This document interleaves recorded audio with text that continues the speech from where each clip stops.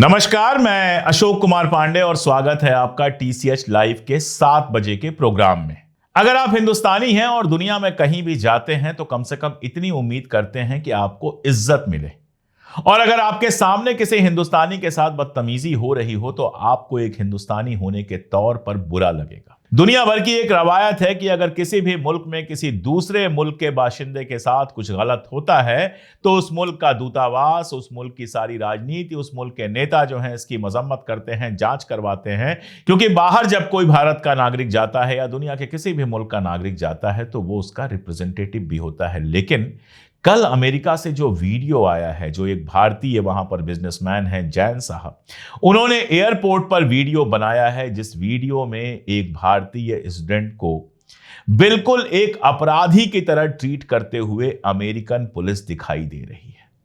मतलब देख के रोंगटे खड़े हो जाते हैं। एक यंग छात्र है जिसको पेट के बल लिटा दिया जाता है, जबरदस्ती उसके हाथों में हथकड़ी लगा दी जाती है और उसके बाद डिपोर्ट कर दिया जाता है। अगर कोई अपराधी हो तो यह सब देखने में लगता है चलो अपराधी है, उसके साथ ये हो। लेकिन जैन साहब का ट्वीट तो अलग ही किस्सा बताता है। ये बताता है कि भारत से जो विद्यार्थी, स्टूडेंट्स बाकायदा वीजा लेकर जा रहे हैं अमेरिका, जिनको वहां के किसी कॉलेज में एडमिशन मिल रहा है, मां बाप एडमिशन की फीस जमा कर रहे हैं, वीजा की फीस जमा कर रहे हैं, वो वीजा लेकर यहां से स्टूडेंट अमेरिका जा रहा है, उसको एयरपोर्ट से बाहर ही नहीं निकलने दिया जा रहा है। रोज 2-3 केस ऐसे आ रहे हैं जिसमें उनको एयरपोर्ट से बाहर ही नहीं निकलने दिया जाता है। वहां पर ही इमिग्रेशन में उनकी जांच होती है और उसके बाद उनको इसी तरह अपराधियों जैसे वापस भेज दिया जा रहा है, हथकड़ी पहना के। बहुत सारे मामले हो सकते हैं। कई बार हमारे जो छात्र होते हैं वो बहुत अच्छी अंग्रेजी नहीं बोल पाते हैं, और जो अंग्रेजी बोल भी पाते हैं वो ब्रिटिश स्टाइल की अंग्रेजी है।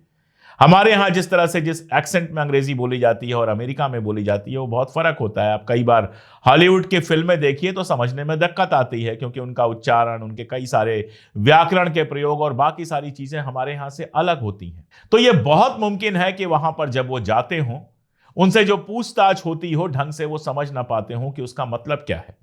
अब वहां कोई हिंदी अनुवाद करके बताने वाला तो है नहीं, या लोकल भाषाओं में कोई अनुवाद करके बताने वाला तो है नहीं। इस विद्यार्थी के बारे में भी कहा जा रहा है कि यह भी हरियाणवी में बोल रहा था।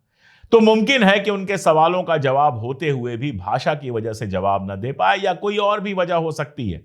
क्या ऐसे छात्रों के लिए भारत सरकार कुछ नहीं कर सकती है? लगातार हमारा अपमान हो रहा है। कभी हमारे लोगों को वहां से हथकड़ी पहनाकर भेज दिया जाता है। यहां यह केस है जिससे यह लग रहा है कि रोज 3-4 विद्यार्थियों को ऐसे हथकड़ी पहनाकर वापस भेज दिया जा रहा है और भारत सरकार खामोश बैठी हुई है। जैन साहब ने भी अपने ट्वीट में कहा है कि विदेश मंत्री जयशंकर को इस पर हस्तक्षेप करना चाहिए, लेकिन ऐसा लगता है कि ट्रंप के आने के बाद तो हिम्मत ही नहीं है इनके पास बोलने की, कुछ बोल ही नहीं सकते हैं। वो चाहे कुछ भी कर दे, ये बिल्कुल खामोश बन के बैठे हुए हैं। भारतीयों की इज्जत का इनके लिए कोई मतलब नहीं रह गया है। आखिर सरकार होती क्यों है? आप अगर विदेश जाएं, वहां किसी परेशानी में फंस जाएं और आपका दूतावास, आपकी सरकार आपकी मदद ना करे, तो फिर सरकार और दूतावास के होने का मतलब क्या है? आखिर जिसको आप माय फ्रेंड कहा करते थे, उसके राज में भारतीयों का इतना बुरा हाल क्यों है? और मैं लोगों से भी कहता हूं, मत जाइए अमेरिका। अमेरिका के अलावा भी दुनिया में बहुत कुछ है और हिंदुस्तान में भी बहुत कुछ है। अब हिंदुस्तान के एजुकेशन सिस्टम को जिस तरह से तबाह कर दिया गया है, उसमें मां बाप को लगता है कि बाहर बच्चा जाकर पढ़ लिख लेगा तो कुछ कर लेगा, उसकी दाल रोटी चल जाएगी, जिंदगी कमा लेगा। और लोग तो कैसे कैसे डंकी मार के भी जाते हैं, क्योंकि यहां रोजगार नहीं है और लगता है कि वहां पेट्रोल पंप पे पेट्रोल भी भरेगा तो इतने डॉलर कमा लेगा कि यहां के लोगों को थोड़ी राहत मिल जाएगी। लेकिन इन सब में जिस तरह का बिहेवियर अमेरिका में खासतौर पर भारतीयों के साथ हो रहा है, वो शर्म का बायस है। उसे रुकना चाहिए। हमारे प्रधानमंत्री, हमारे विदेश मंत्री, इनको कहना चाहिए कि भाई एक नियम आप बनाइए, या तो मना कर दीजिए कि कोई विद्यार्थी आए ही नहीं, और या फिर जो विद्यार्थी किसी यूनिवर्सिटी में एडमिशन पा चुका है उसको तो कम से कम अपनी यूनिवर्सिटी तक आप जाने दीजिए। ये क्या बिहेवियर है? और आखिर हिंदुस्तानियों के साथ इतना अन्याय क्यों हो रहा है? ये बात पूछने से मोदी जी डर क्यों रहे हैं? ये सबसे बड़ा सवाल है। इसके अलावा भी बहुत सारी खबरें हैं। खबरें लेकर हाजिर हैं शालिनी। देखिए पूरा वीडियो, और आपकी जो भी राय हो, जो भी आप कमेंट करना चाहें, वो कमेंट में हमें जरूर बताइए। अब आगे की खबरों की शुरुआत कुछ बड़ी हेडलाइंस के साथ।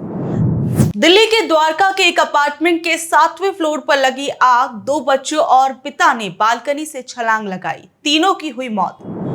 मेघालय के मंत्री अलेक्जेंडर लालुहेक ने कहा, राजा सोनम का परिवार माफी मांगे क्योंकि उन्होंने मेघालय और इसके लोगों की छवि को धूमिल किया। इजराइल ने ग्रेटा थनबर्ग को वापस स्वीडन भेजा। कल गजा जाते वक्त हिरासत में लिया गया था। ग्रेटा जहाज में लोगों के लिए मदद लेकर जा रही थी। केंद्र में बीजेपी के 11 साल पूरे होने पर कांग्रेस अध्यक्ष मल्लिकार्जुन खड़गे ने कहा, बीजेपी आरएसएस ने 11 साल में हर संवैधानिक संस्था को कमजोर किया। दिल्ली पुलिस द्वारा हिरासत में लेने के बाद पूर्व दिल्ली सीएम आतिशी ने कहा, बीजेपी को झुग्गी वालों की हाय लगेगी। आंध्र प्रदेश के मुख्यमंत्री एन चंद्रबाबू नायडू ने कहा, सभी बड़ी मुद्राएं खत्म कर देनी चाहिए। 500 रुपए के नोट की भी जरूरत नहीं। अब वक्त कुछ बड़ी खबरों को परखने का। क्या योगी सरकार ने कुंभ भगदड़ के आंकड़े छिपाए? 29 जनवरी 2025 मौनी अमावस्या में जब करोड़ों श्रद्धालु संगम तट पर स्नान के लिए उमड़े थे, तभी अचानक भगदड़ मच गई। उत्तर प्रदेश सरकार ने विधानसभा में मृतकों की संख्या 37 बताई और 25-25 लाख रुपए का मुआवजा देने की घोषणा की। लेकिन बीबीसी की एक गहन पड़ताल ने इस सरकारी आंकड़े की परतें खोल डाली हैं। बीबीसी की रिपोर्ट के मुताबिक असल मौतों की संख्या 82 है, यानी सरकारी दावा लगभग आधा है। रिपोर्ट में सामने आया है कि बीबीसी को 26 ऐसे परिवार मिले जिन्हें 5-5 लाख रुपए नकद दिए गए, लेकिन उनका नाम आधिकारिक सूची में नहीं है। 19 परिवार ऐसे भी हैं जिन्हें कोई मुआवजा नहीं मिला, जबकि उनके पास पोस्टमार्टम रिपोर्ट और मृत्यु प्रमाण पत्र जैसे सबूत हैं। बीबीसी के पास फोटो वीडियो सबूत है जिनमें पुलिसकर्मी कैश बांटते और परिजनों से ऐसे कागजों पर हस्ताक्षर करवाते दिखे हैं जिनमें मौत का कारण अचानक तबीयत बिगड़ना लिखा गया। योगी सरकार इस महाकुंभ को अपनी बड़ी उपलब्धि बताती रही। 67 करोड़ श्रद्धालुओं के आने और 7,000 करोड़ रुपए खर्च होने का दावा किया गया, लेकिन बीबीसी की रिपोर्ट बताती है कि इस आयोजन की गूंज में 82 परिवारों की चीखें कहीं दब गईं। सबसे बड़ा सवाल, क्या ये आंकड़ों की बाजीगरी है या फिर सच को छुपाने की कोशिश की गई? सबसे बड़ी बात आप इस पूरी रिपोर्ट में देखिए कि एक तरफ पहले बीबीसी पर छापा मारा गया, उसके बावजूद योगी सरकार के खिलाफ इतनी अहम रिपोर्ट सामने आ जाती है।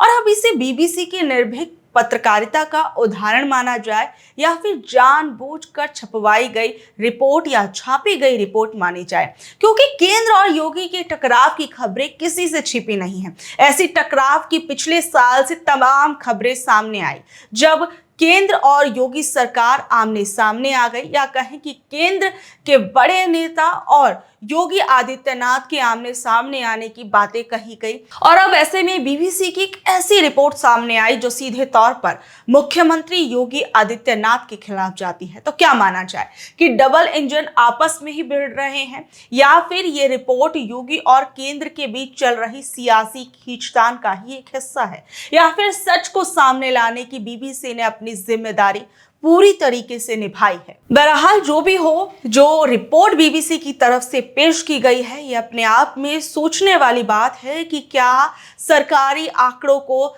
जानबूझकर छिपाया गया या कम करके बताया गया। तीसरी बार फिर क्यों आई एक्सियोम 4 मिशन में परेशानी?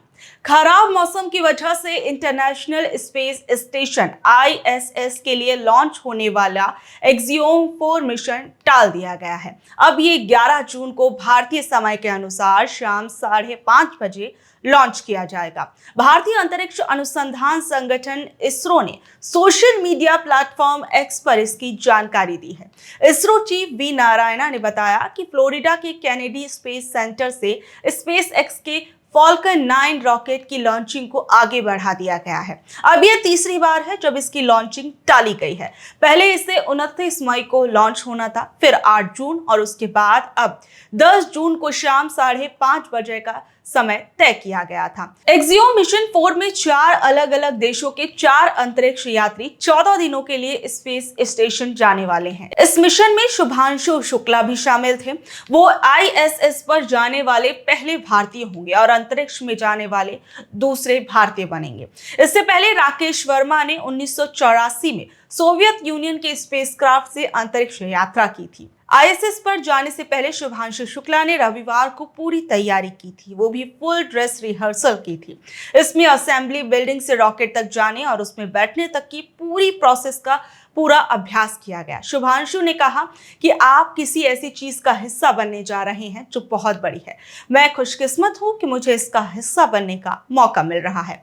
एक्सियोम 4 मिशन में शुभांशु शुक्ला के साथ अमेरिकी अंतरिक्ष यात्री पैगी विट्सन, पोलैंड के स्लावोश और उजनास्की विस्निविस्की और हंगरी के टिबोर कपूर शामिल हैं। ये मिशन भारत, पोलैंड और हंगरी के लिए उनकी पहली सरकारी प्रायोजित अंतरिक्ष उड़ान को चिह्नित करता है, जो इन देशों के लिए 40 सालों से अधिक समय बाद मानव अंतरिक्ष उड़ान में वापसी का प्रतीक है।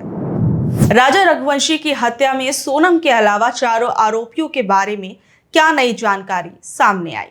इंदौर में हुए राजा रघुवंशी हत्याकांड का पुलिस ने खुलासा कर दिया है और इस मामले में 4 लोगों को गिरफ्तार किया गया है, जिनमें राजा की पत्नी सोनम भी शामिल है। पुलिस का दावा है कि सोनम ने ही अपने पति की हत्या करवाने के लिए हमलावरों को सुपारी दी थी। पुलिस ने जिन 4 आरोपियों को पकड़ा है उनकी पहचान राज कुशवाहा, विशाल चौहान, आकाश और आनंद कुर्मी के तौर पर हुई है। पुलिस सूत्रों के मुताबिक सोनम का राज कुशवाहा के साथ प्रेम प्रसंग चल रहा था। राज, जो मूल रूप से यूपी का रहने वाला है, कुछ साल पहले इंदौर आया था और सोनम के पिता की प्लाईवुड फैक्ट्री में काम करता था। यही दोनों में प्यार हो गया। बताया जा रहा है कि सोनम ने राज के दोस्त विशाल और आकाश को पैसों का लालच देकर इस साजिश में शामिल किया था। ये दोनों गरीब परिवार से आते हैं और सोनम ने उन्हें राजा की हत्या के बदले 10 लाख रुपए देने का वादा किया था।